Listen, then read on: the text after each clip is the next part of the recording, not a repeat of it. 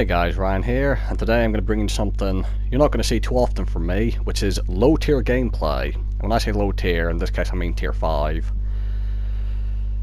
And I'm bringing you some disgusting low tier gameplay because I'm going to capture KV1 top tier on Angst.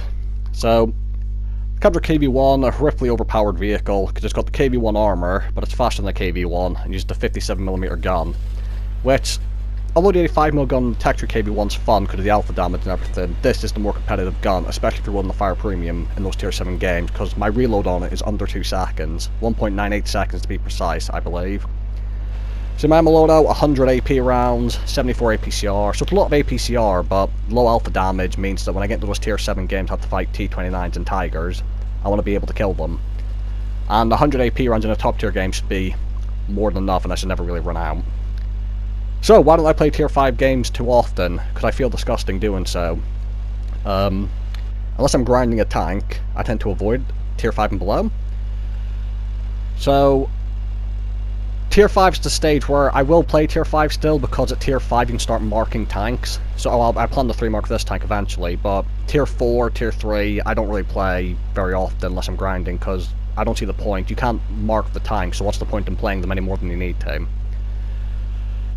So anyway, I'm platooned up with Darth Bevo. He went out in his frostbite, hence why I picked the Capture KV1. I only have 2 tier 5 tanks at the moment, the Churchill 3 and this, both of which I got for free, I believe. So I'm in the town, the enemy have gone field. I'm happy to let them go field because we don't have a base. This game's team deathmatch, so they can't cap us out. And even if they win the field, I feel perfectly confident I can deal with them. So I'm trying to chase down this tier 1 heavy. Tier 4 there, I'm just going to angle my tank. And just, there's nothing you can do really. The 2-second reload, the armor. That's him done for. Trying to catch up with the tier 1 heavy.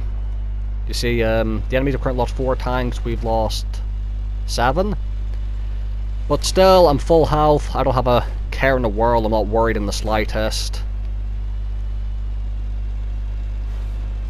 At this point, the main thing that scares me is the artillery platoon on the enemy team, including the Leffa, the very overpowered tier 5 French artillery, who just fired a shot there, maybe his platoon mate did. So now I'm trying to figure out where's the artillery, and that shot's just told us where they're at. So our team's down significantly by tanks, but as I said earlier, I'm not worried in the slightest because I'm in a horrifically overpowered tank, top tier. And as I said, like, it was a good game and all, but you don't feel good when you come out of a game like this. There's the Locust. Imagine this track means it goes by. You see, I'm looking at the artillery, trying to see if they have shots at me, because I'm thinking, do I want to repair or not?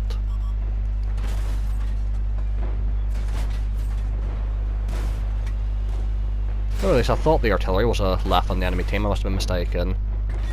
Now there's a Capture KV1 and a Churchill in front of me. Now I load premium as a force of habit because I'm so used to Capture KV1s firing premium at me. And also, if you see a KV1 or a Capture KV1 on the enemy team, just load premium at them. Don't feel bad about it. It's an overpowered tank. They deserve to have premium fired at them. Like, I don't feel bad when people fire premium at me in this thing because what else are they supposed to do?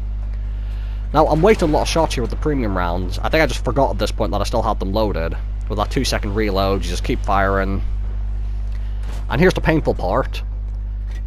I actually start going for his tracks with APCR, which is the really painful part. I might as well just load an AP for it. So just bouncing a couple shots off the bottom of his tank. I will eventually notice I'm firing APCR and switch back, but what you'll see is that at the angle the Churchill's at, the armor penetration indicator changes there to show that I'm not actually guaranteed to be able to pen his lower plate with standard rounds. At the same time, maybe the premium was the right choice. T50, also a very good tier 5 tank. I'm already at 5 kills, hardly taking any damage. Almost at 2,000 damage, 230 assistance.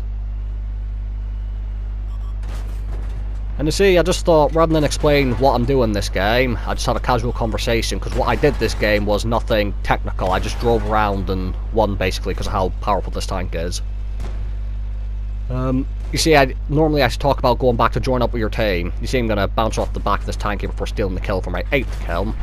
I usually talk about turning around to go join your team sometimes, but in this case I just didn't need to.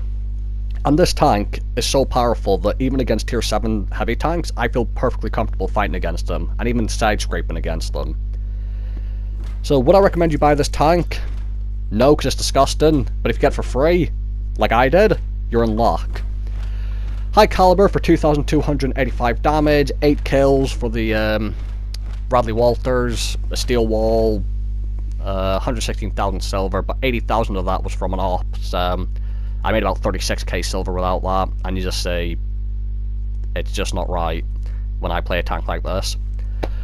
So, thank you guys for watching, and I hope you enjoyed the video.